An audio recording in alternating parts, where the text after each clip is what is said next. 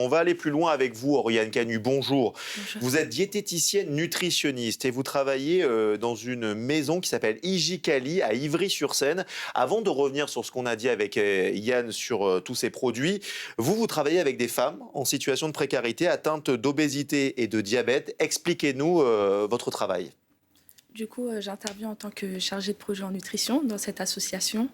Et l'objectif principal, c'est d'accompagner les femmes vers l'autonomie, notamment avec un accompagnement nutritionnel pour leur donner accès tout d'abord à l'activité physique, mais aussi à des conseils en alimentation, que ce soit à travers des ateliers de cuisine ou des conseils plus théoriques où on va sensibiliser les femmes sur Ces leur femmes sont alimentation. en situation de précarité car ce sont souvent les familles modestes finalement qui sont touchées par le surpoids ou l'obésité parce qu'en fait ils consomment plus de produits industriels et plus de produits transformés, c'est ça?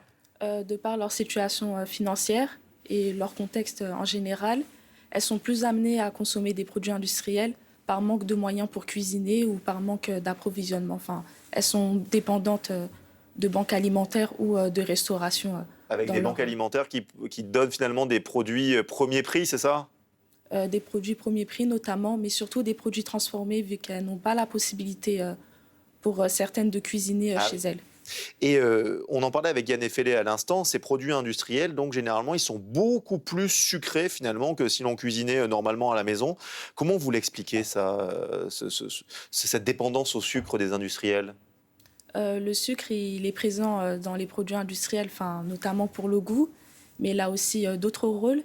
Il a un rôle pour améliorer la texture de l'aliment. Mhm. Il a un rôle aussi pour améliorer la couleur des aliments. Et il a aussi un rôle pour la conservation. C'est un ingrédient qui est utile, mais qui en même temps impacte la santé. Et on peut être, comment dire, addicté au sucre. Est-ce qu'on peut avoir une dépendance au sucre aujourd'hui en France?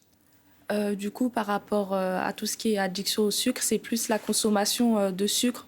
On peut avoir un comportement addictif. Enfin, le sucre, il aura à peu près les mêmes actions qu'une autre substance addictive au niveau du Mais est-ce qu'on cerveau. peut comparer par exemple à l'alcool ou à des drogues, par exemple?